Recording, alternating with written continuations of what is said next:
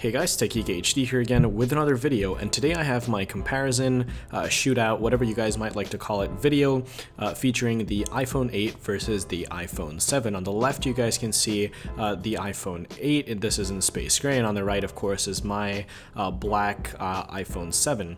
The one on the left is a 64GB iPhone 8 model, the one on the right is a 128GB model. Both phones are factory unlocked. Of course the iPhone 8 is on AT&T, the iPhone 7 is on T-Mobile, but I'm trying to make this test and this comparison as fair as possible. Now first off, I want to run down a couple of quick specifications on the iPhone 8. Now a lot of these are actually very similar to those of the iPhone 7. This phone does have a 4.7-inch screen. Of course this is a very similar panel to that on the iPhone 7, the primary difference being that it now features True Tone. It of course does have the expanded P3 color gamut that we saw on the iPhone 7. It has 3D touch. It has, that's pretty much it. I mean, of course it features Apple's Force Touch capabilities, but first off, I kind of want to get into the camera here. Now the camera is actually a very big improvement this year over the iPhone 7. It actually does keep its 12 megapixel sensor, but of course this time it has a 1.8 aperture. It has no optical zoom. Of course that is on the telephoto lens on the iPhone 8 Plus. I have a couple quick samples from images available in the description of this video if you guys want to take a look at them. I don't think it does a ton of justice showing them on video because of course there is compression. One of the big changes though of course is that you can now record 4K in 60 frames per second, which means you can actually bump up your slow-mo at 1080 to 240 frames per second, and that actually looks really great.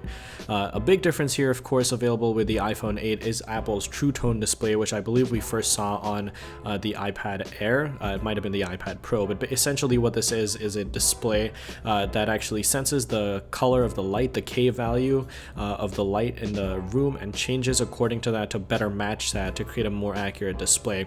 I'm trying over here on video to have it next to my bulb and change the different colors on it. I'm of course using a LifeX bulb. I don't know how well this is going to show up on screen, but it actually does have a noticeable difference in person and actually does look really great.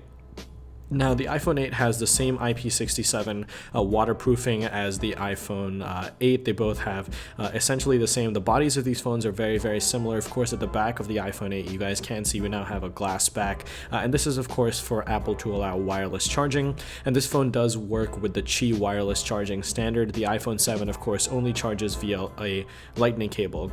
Now here's a quick pretty informal speed test. This is a couple of browser load times. I'm going to start here with the Apple .com website, which is a pretty standard relatively content heavy site. Let's head over to Reddit now. Of course, both phones actually do feature the mobile app, but I thought it would be interesting to show you guys what the mobile website looks like because, of course, Reddit is a relatively content-heavy site. Another content-heavy site that I'm actually well aware of is a fashion blog that I visit from time to time. It is called highsnobiety.com. Here it is.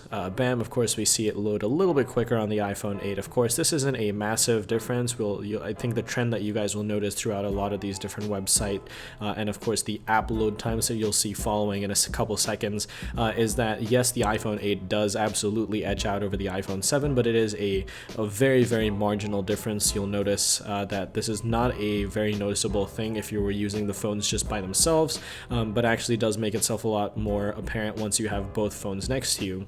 Of course, the iPhone 8 does have an all-new processor. This is the A11 Bionic chip, and so it's actually processing things very quickly. It's also a very power efficient chip, which means I have actually seen slightly better battery life on the iPhone 8. I could say maybe an extra hour or so of screen time.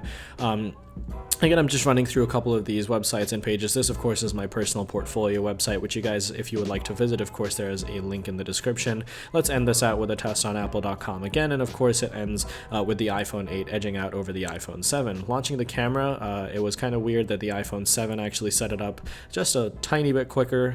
Settings, of course, the iPhone 8 loaded it quicker. Let's go ahead and take a look at another application here. Let's try something social, Snapchat. This is weird. The iPhone 7 actually loaded up a little bit quicker than the iPhone 8. Another social media application, content heavy, is Instagram. It looks like the iPhone 7 loaded that up a little bit quicker as well. I think this might just be because both devices were actually on the same Wi-Fi network, so I'm not entirely sure. It might just be the luck of the phone. Of course, here's the weather application. This pulls live data from weather.com, and the iPhone 8 did actually manage to pull ahead.